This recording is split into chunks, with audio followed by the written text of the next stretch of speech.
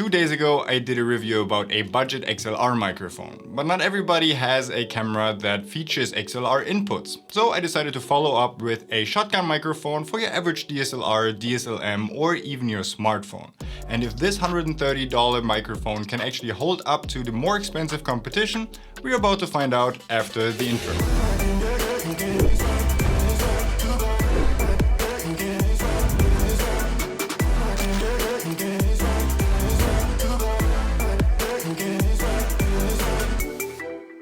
And as I do with all of our microphone reviews, I'm recording this entire talking head on the Comica CVM VM20. And since I usually record all of our talking heads on the Canon C300 Mark III, but I don't think that anybody who spends $12,000 on a camera will pair this up with a $130 microphone, I decided to bench the C300 and exchange this for our mirrorless.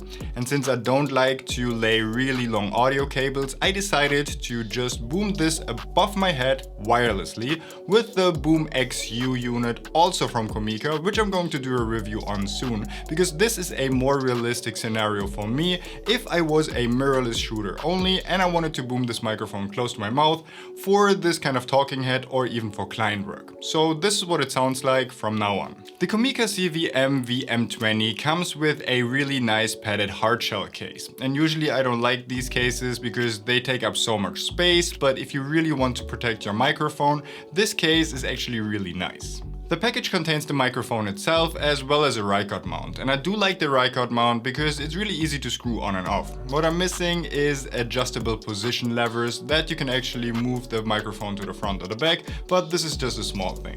It also comes with all the necessary cables, and what I do like about it is that it actually features a TRRS cable that you can actually use with your smartphone if you want to. The microphone also comes with a small windshield, and on top of it, it actually features some kind of dead cat. And I really do like this because not a lot of microphones actually come with a dead cat, and since I'm filming a lot outside for our behind the scenes, I always need a dead cat. But with this, it's really flimsy and you just put it on top of your other windshield, well, pretty much like a condom, and I didn't really trust it too much, so I actually did a little bit of testing.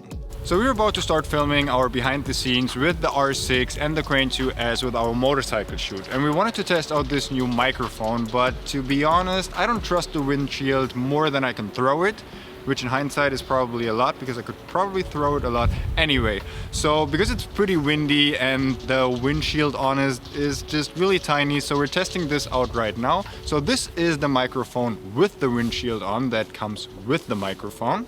So now we're testing the same microphone but with the Movo windshield that I'm also using on our Rode microphone and see if this actually makes a difference. So now I'm actually going to listen to both recordings and see if there's actually a difference. So let's do it right now. So there you have it. It does cancel out some of the wind noise, but I would definitely prefer a bigger dedicated dead cat for all of my microphones. And I put a link to the Movo down in the description below. And I do recommend getting this for any kind of microphone, although this is pretty much a third of the price of the microphone. So you have to know for yourself if you're filming a lot in windy situations and if that investment is worth it for you. Let's talk about the design of the microphone. The microphone features a USB-C in, and that is pretty cool because not only can you charge your microphone that way, but you can also hook it up to your computer and use it as a microphone for your Mac or your PC. And that is a feature that is actually pretty cool. And I actually used this microphone for some of our tutorials. I just put it in front of me on the desk and recorded audio directly into my iMac, and this worked pretty flawlessly. For you any of the footage that I shot on the C70 because it was still a pre-production model. Then the microphone obviously features a 3.5mm headphone jack that you can use to hook it up to your camera or to your smartphone. And here I see the biggest problem with the Comica shotgun microphone because it doesn't feature an automatic power on and off function, which all of my other microphones have. So during the testing of this microphone, I actually forgot to turn on the microphone twice, started recording just to find out afterwards that I didn't record any audio.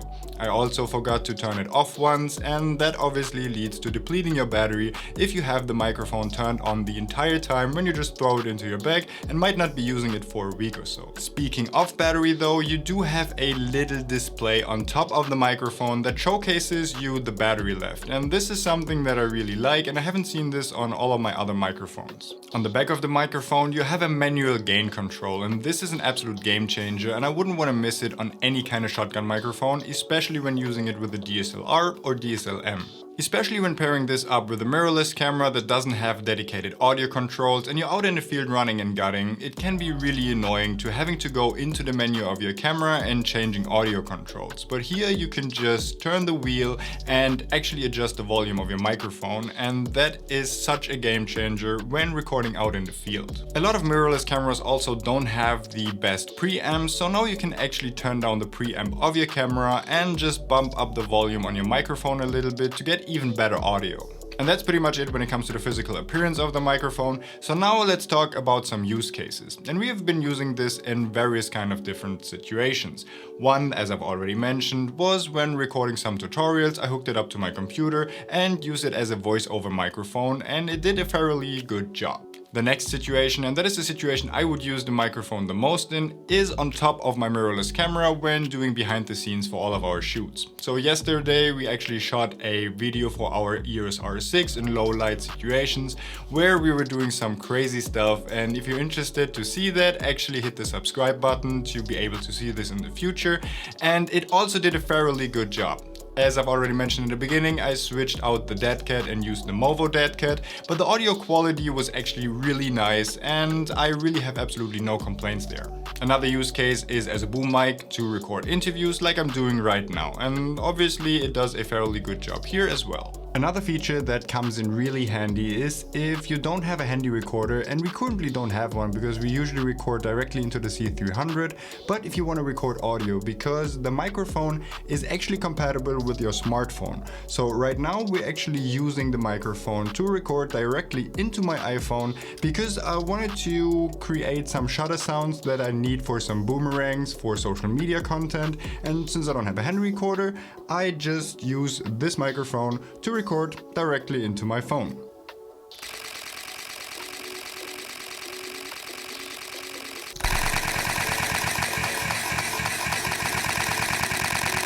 And especially on all the new phones, you have pretty good preamps and you can use this as an audio recorder out in the field. And last but not least, and probably one of the most important things, is obviously the audio quality. And as I've already mentioned, I used this in all kinds of different scenarios and it didn't disappoint in any.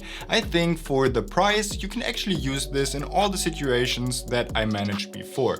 As a shotgun microphone on top of your camera, as an interview microphone, or as a voice-over microphone. And for $130, this microphone actually sounds pretty good. So what's my overall verdict of this budget Comica microphone? As I've already mentioned, I really do like the design, all the feature sets, and I was really surprised about the audio quality as well. The one thing I really don't like is the missing feature of the automatically powering on and off the microphone when connecting it to your camera. And at least for me personally, this is an absolute deal breaker, and I wouldn't want to use this microphone just because of the missing feature of the automatically turning on and off power option, because I just can't afford having this microphone not be able to record my audio because I forgot to turn it off and now the battery is empty, or I just didn't record audio because I forgot to turn it on.